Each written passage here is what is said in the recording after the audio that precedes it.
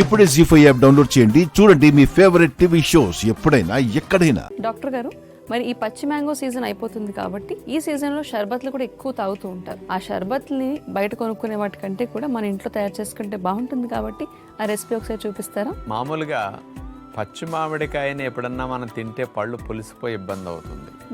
కానీ immunity boosting సంబంధమైన పచ్చి మామిడికాయలు బాగుంటాయి.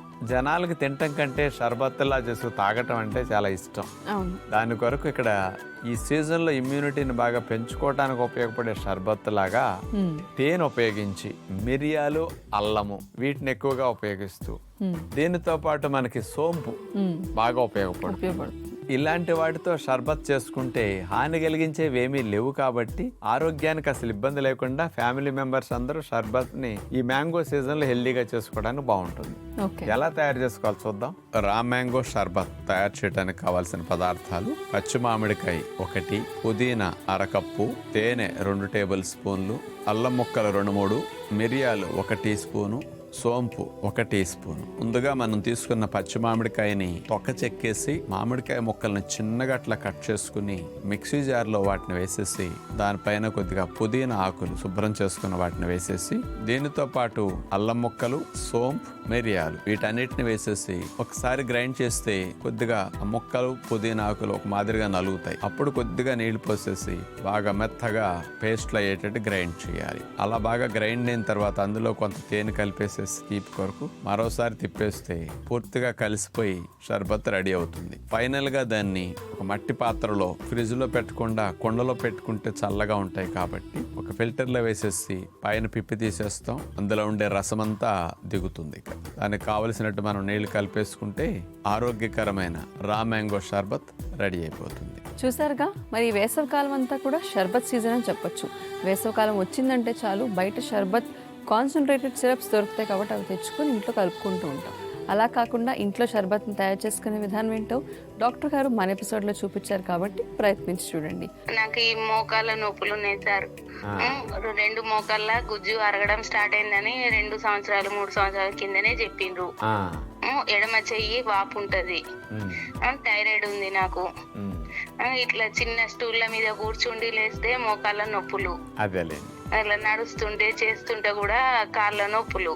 అయ్యా, ఎక్కువ నడవలేను, ఎక్కువసేపు కూర్చోలేను. ఎంత వయసు కలిగి ఉన్నారు?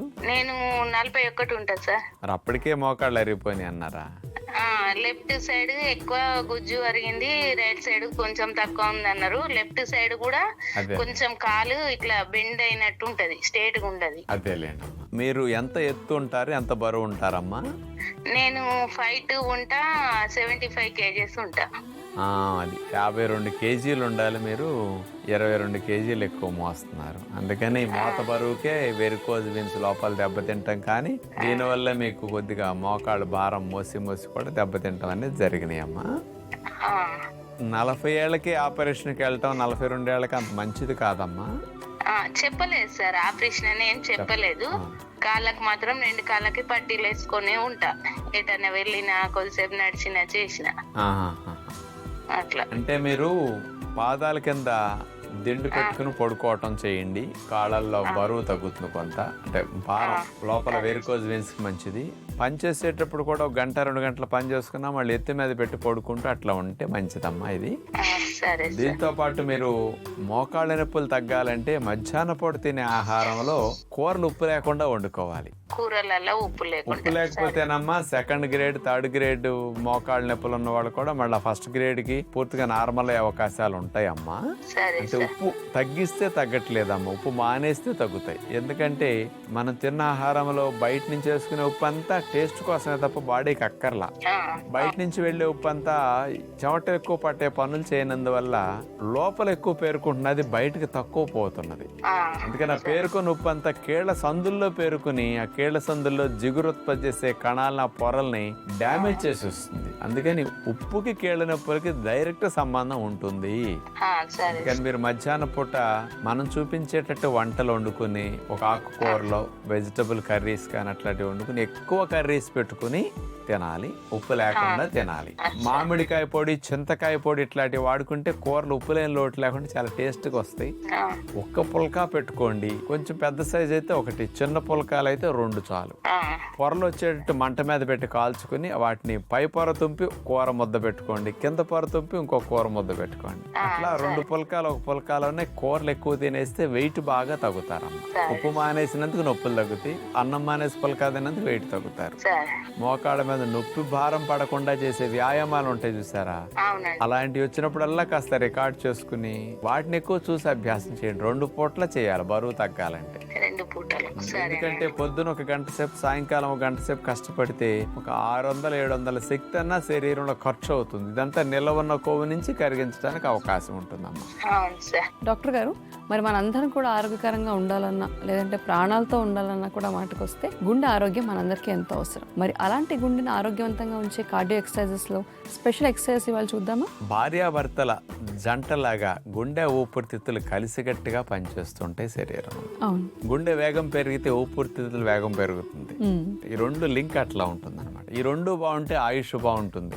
మరి ఈ రెండిటికి బాగా గాలిని, బాగా రక్త ప్రసరణ పెంచే విధముగా కార్డియక్ వ్యాయామాలు అనేవి గుండె జబ్బులు రాకుండా రక్షించడానికి, హై బీపీలు రాకుండా రక్షించడానికి చాలా చాలా మంచిది అన్నమాట. హార్ట్ పంపింగ్ని పెంచడానికి బాగా ఉపయోగపడుతుంది. అలుపు ఆయాసం రాకుండా సులభంగా చేయగలిగే ఈ కార్డియక్ వ్యాయామాలు చూద్దాం. ముందుగా స్ట్రైట్గా నుంచుని ఎడమ కాళ్ళని మోకాళ్ళ దగ్గర నుంచి మడిచి ఎడమ కాళ్ళని పైకి లిఫ్ట్ చేస్తాం. ఇప్పుడు కుడి మోక చేతిని ఎడమ కాళ్ళ దగ్గరకు వచ్చేటట్టు బెండే అట్లా చేయాలి. ఎడమ మోకాలు పక్కకు కుడి చేయి వచ్చేటట్టు. నెక్స్ట్ ఎడమ కాలు ఆనిచి ఈసారి కుడి కాళ్ళని పైకి లేపి ఎడమ మోక చేయి కుడి మోకాల దగ్గరకు వచ్చేటట్టు అట్లా చేయాలి. కంటిన్యూషన్ ఇక స్పీడ్ మూమెంట్ తోని అట్లా చేస్తూ ఉండాలి. ఇక రెండవ వ్యాయామం మనం చూడబోతున్నాం. స్ట్రైట్ గా నుంచున్న తర్వాత చేతులు లేపి ఎడమ కాలుని పైకి లిఫ్ట్ చేసి మోకాలు పైకంటూ వచ్చేటట్టు చేస్తాం.